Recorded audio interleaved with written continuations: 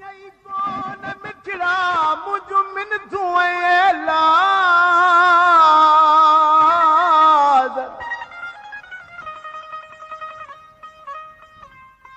अजायो पांजे सफर सां थो नखरा करे नाद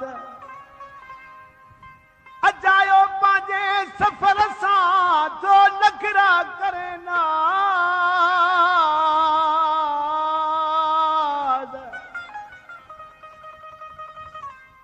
ही दर्दन जा आवाज लेखे नथो लोलाई जा मञई कोन मिंथुन के थी दिल बर वए दूर धार कयई धारे जेके दशई न ॾोह कसूर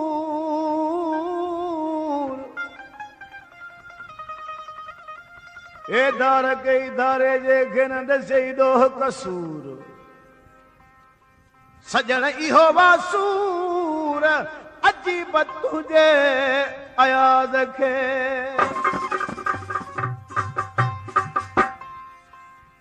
परची न तो पिरी चवा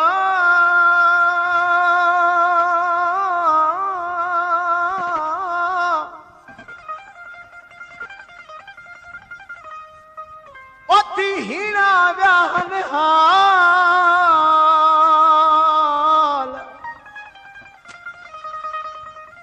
मिंथू कंदे शरीफ शर चए कई थी विया साल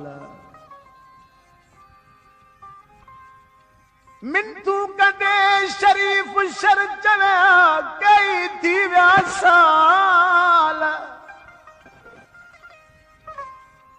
खुदारा कर को ख्याल अजीब पांजे आशिक जो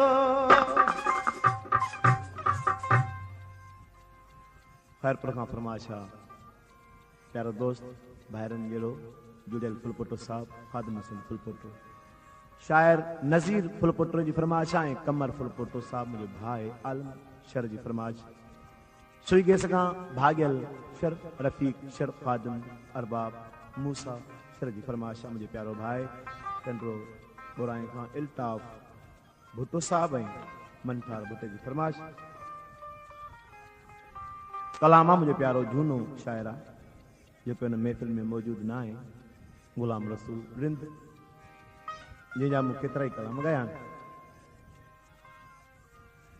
कलाम जी बोला अदा शादी वारा थोड़ी तवज्जो रुगो हिकड़ो भाकुर पाए हाँ मां समझा हाँ तू परती रुगो हिकड़ो भाकुर पाए हाँ मां समझा हाँ तू परती मां समझा हाँ तू परती वे मां समझा हाँ तू परती मां समझा हाँ तू परती वे मां समझा हाँ तू परती रुगो मुर्ख ने न मिलाई हाँ मां समझा हाँ तू परती रुगो मुर्ख ने न मिलाई हाँ मां समझा हाँ तू परती वे कोट जवाहर गुलाम नबी पल खां प्यार अली पल जी फरमाइशा अरबेलो पल अब्दुल रशीद पल साहब जी फरमाइश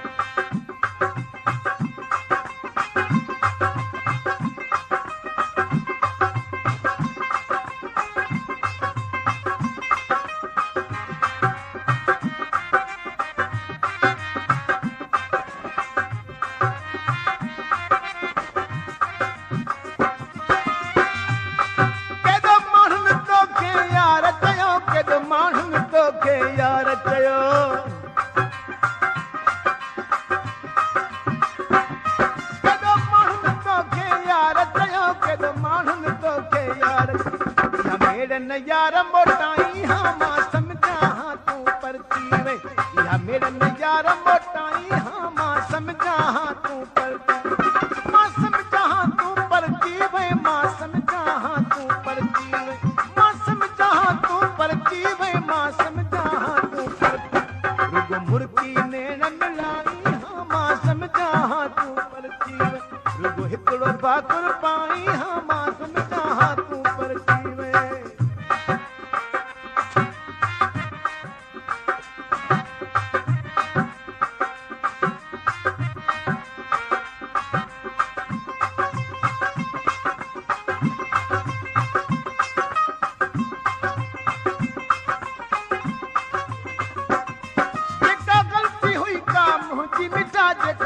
ग़लती हुई का मुंहिंजी मिठा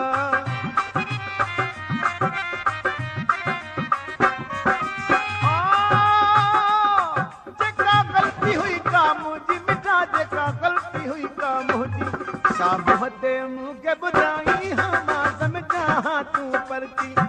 साम्हूं ते मूंखे ॿुधाई हा मां सम्झां हा तूं परती मां सम्झां हा तूं परती वे मां सम्झां हा तूं परती मां सम्झां हा तूं परती वे मां सम्झां हा तूं परती रुॻो हिकिड़ो भाकुर पाई हा मां सम्झां हा तूं परती वे रुॻो हिकिड़ो भाकुर पाई हा मां सम्झां हा तूं परती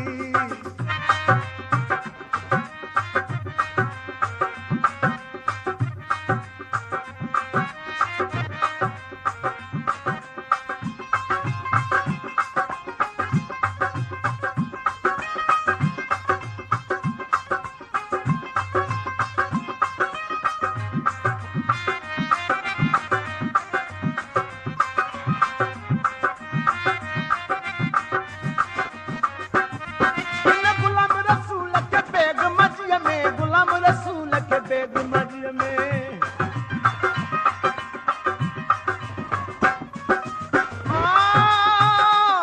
हिन गुलाम रसूल के बेग मस्जिद में गुलाम रसूल के बेग में तू खुशियार खिलाई हा मां सम्झां हा तू परती वे तू खुशियार खिलाई